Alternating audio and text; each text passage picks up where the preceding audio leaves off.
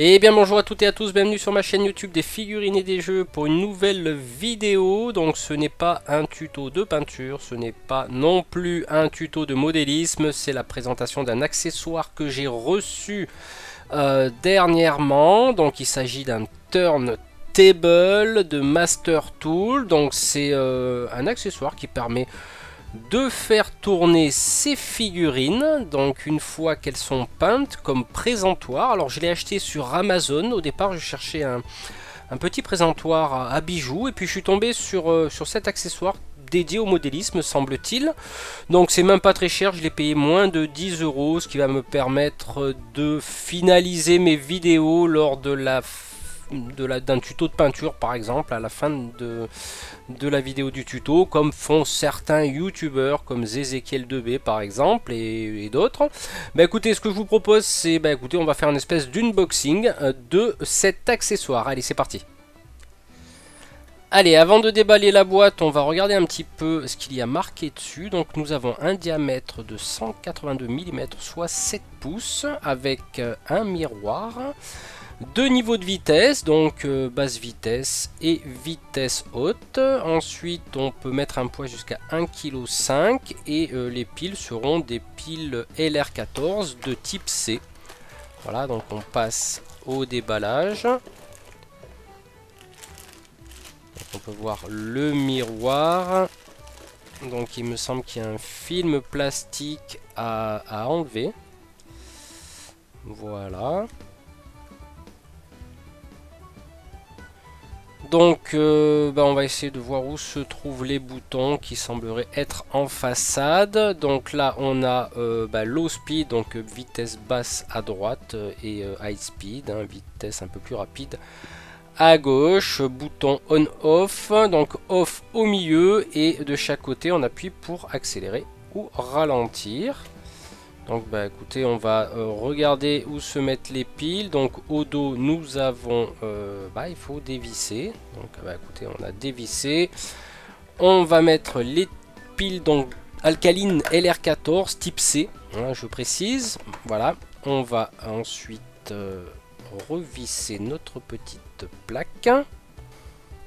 Voilà, on va faire un petit test maintenant de fonctionnement avec ma télécommande, et ce que je vous propose après, c'est un petit diaporama de certaines figurines que vous n'avez pas vues sur ma chaîne. Donc c'est des figurines qui ont un petit peu plus de 10 ans, donc on va jeter un petit coup d'œil à tout ça. Allez, c'est parti pour le diaporama. Alors là c'est des figurines de dragons, donc à droite dragon du chaos, et à gauche dragon haut elfe. Donc c'est pour le jeu War Master, donc figurine de 10 mm que j'ai peint il y a un peu plus de 15 ans, 10-15 ans, je me rappelle plus bien.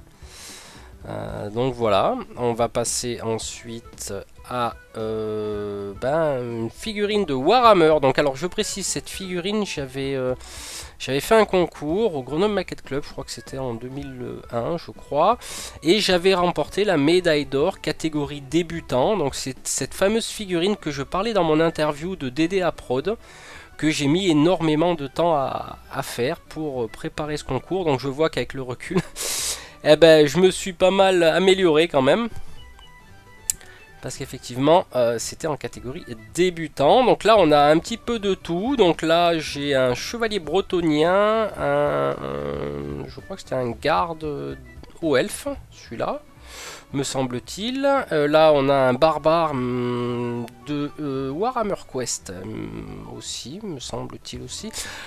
Là on a un nain de Warhammer Quest, et on a une figurine de druide de Fenrir que je jouais aussi à Warhammer Quest. Donc là on a un ogre de chez Fenrir. Donc toutes ces figurines que je vous montre, ça date, c'est un peu plus de 10 ans. Et là je crois que c'est aussi une figurine de Games Workshop. C'est un Minotaur pour Warhammer Quest que j'ai modifié pour Blood Bowl, qui était à l'époque un de mes jeux favoris. Donc là, Seigneur des Anneaux, des Urukai, et puis donc avec des lances, bon, un porte-drapeau, et puis la figurine en bleu, je crois que c'est... Je me rappelle plus le nom, je crois que c'était un oriental, ou je sais plus quoi. Vous remarquerez quand même que je lui ai mis la corde de l'arc, donc ça fera peut-être l'objet d'un tuto plus tard, comment faire une corde d'arc. Voilà pour le Seigneur des Anneaux. Ah, ça rajeunit pas tout ça, ça rajeunit pas, c'est un peu plus de 10 ans. Ça aussi, c'était une chimère, me semble-t-il, hein, de nom. Pour Warhammer 40 000, plus particulièrement l'extension Combat Urbain, me semble-t-il, de mémoire, que j'avais voilà, que j'avais peint d'une façon urbain. Alors, il n'y a pas d'aéro, hein, c'est tout fait à la main. Dessus avec un schéma de couleur assez urbain, du gris, du blanc, du noir. Alors ça, j'ai essayé de deviner ce que c'est. Ça, c'est un petit délire d'un collègue. Hein. Des fois, on se tapait des délires. Donc c'est vrai qu'à l'époque, on n'avait pas forcément le budget pour acheter des tanks. Hein. Ça revenait pas mal cher. Écoutez, je vous laisse deviner ce que c'est. De toute manière, vous allez voir la marque sur le côté gauche. Voilà, Kodak, c'est entièrement fait avec un appareil photo jetable. Hein. C'est bluffant, hein, c'est bluffant, surtout avec l'aérographe. Voilà, on dirait un tank. Bon, il n'est pas fini, hein, mais c'est pas grave. Voilà, c'est quelques petites idées. Alors, d'une façon beaucoup plus moderne, maintenant, du zombicide modifié avec quelques figurines dont je me rappelle plus où je les ai achetées pour essayer de ressembler à la célèbre série télé sur les zombies. Donc, vous essayez de reconnaître un petit peu les personnages. Et bien sûr, une abomination, je crois, de saison 2, Prison Outbreak.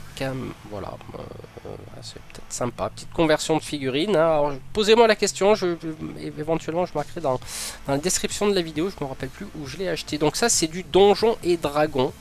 C'est récent, ça a un an, à peu près un an. Donc je m'étais amusé à faire ça pendant mes vacances d'été. Donc alors, me demandez pas les races, hein, là je m'en rappelle plus du tout. Je sais qu'il y a un serpent, une espèce de lézard, un ours. Voilà, écoutez, pour ce petit diaporama, c'est terminé. Alors, bonne nouvelle, je travaille actuellement. Mon prochain tuto sera un tuto de modélisme. J'ai enfin trouvé l'avatar de ma chaîne. Enfin, du moins, une ressemblance. Donc, je vais faire une conversion d'une figurine mage elfe de Mordheim. C'est en cours de tournage. Voilà, ma super époxy est tombée en rade, donc j'ai dû me débrouiller autrement. Écoutez, de toute façon, on se retrouve très bientôt pour ce tuto de conversion de mon avatar. Écoutez, je vous souhaite une bonne journée ou une bonne soirée selon l'heure à laquelle vous regardez cette vidéo, et à très bientôt pour une nouvelle vidéo tuto. Ciao, ciao!